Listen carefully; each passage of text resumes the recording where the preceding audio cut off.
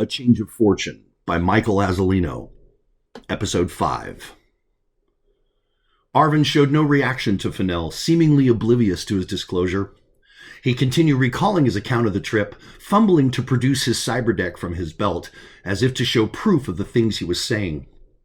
"Yeah, there it is," Arvin said. "Message 0145 was transmitted 2.5 cycles after I drafted it."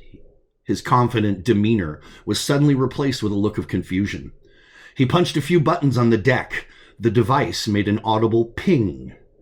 Arvin's face was now expressionless as he read the data displayed on the small screen. Message 0145 was intercepted by the PAL system and routed instead to the captain's comms. It was never sent to her. "None of that matters anymore now, Arvin," Fennell interrupted. "Ilana Harris was behind it all. She played you and continued to put your future in jeopardy, covering the tracks of those involved. Arvin, I need you to carefully focus on what I'm about to tell you." Arvin returned the cyberdeck to the hook on his belt, made eye contact with Fennell, and took a few deep breaths to calm himself. "The woman, Ilana Harris, is a high-level operative of the Shadow Company. Call sign Aranita. She was the principal engineer behind the convoy operation to hijack the cargo, swindle the investors out of millions of credits, and defraud the insurance company holding the bond to pay out on the policy." Fennell paused, allowing Arvin a moment to marinate on the concept before continuing to speak. "Our records indicate that the original plan didn't include the ambush. It was always all about the cargo and the cash. The Shadow Company wasn't looking to paint such a large target on their collective back. I believe the most obvious conclusion is that she called an audible and changed the plan after the ships launched. Assuming what we know, she was enthusiastic in her pursuit of your silence, Arvin. Blowing up your ship during the ambush wouldn't have been enough to achieve that goal. She needed to also orchestrate an accident to prevent the escape pod from warping you back to station. She tried to end me." Tears began to stream down Arvin's cheeks. "I gave her my heart, my soul. She tried to end me." "Did you notice anything anomalous with your ship's systems prior to the attack?" Fennell pressed to keep Arvin on topic. "You mentioned trouble with Harris's PAL during pre-flight.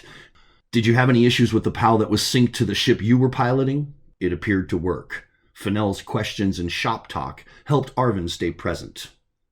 "I did," Arvin replied. "My ship's PAL was experiencing an issue with its vocal subroutines, shifting out of phase when she spoke. There was a huge amount of RF interference pounding my sensors on the last leg of the asteroid field.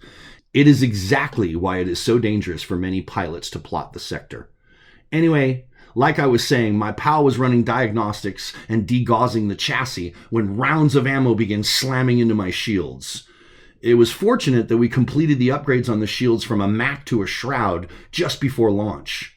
The Shroud's quicker recharge rate is better suited for the accidental bump of a stray path asteroid, and in this case, the intentional barrage of a pair of barrack cannons."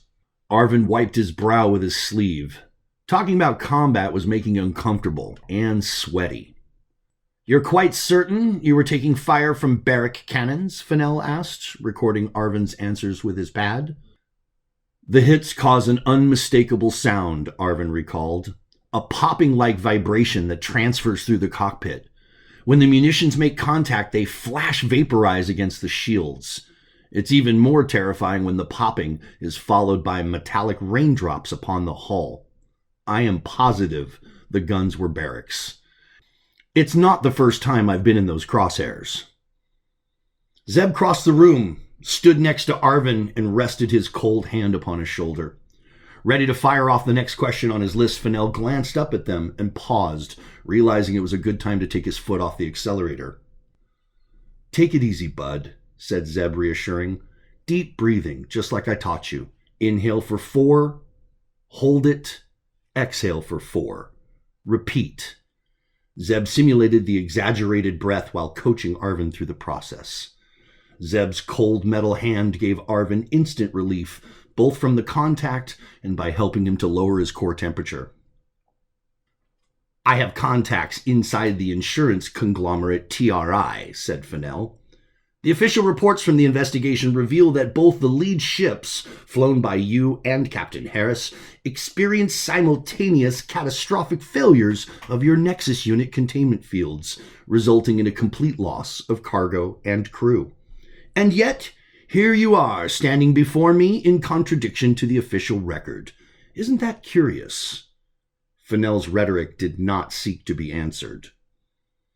I am left to conclude that Aranita only allowed this to make it to the record because she never intended for you to live through it. Fennell could sense that Arvin was no longer conflicted with accepting the reality of her betrayal. Ileana's husband, Captain Harris, did not live through it, Arvin said softly. No, he did not, the broker agreed. To add insult to injury, the logs and telemetry from your mission have been extracted and examined thoroughly. The insurance investigators easily located the fabricated evidence, tying you directly to Shadow Company. The frame-up was executed by Captain Harris once the voyage began. It is very likely that his pal was complicit in the act, as well as in the cover-up after his death. He was supposed to live. I was supposed to die, Arvin said. I don't remember anything after the fight started. The next moment I can recall, I was waiting in line at pilot services here in the hub. It's all a blur in between.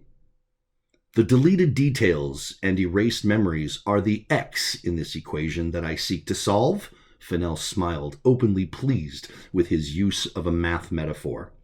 Trust me, Arvin, I will get to the bottom of this and clear your name.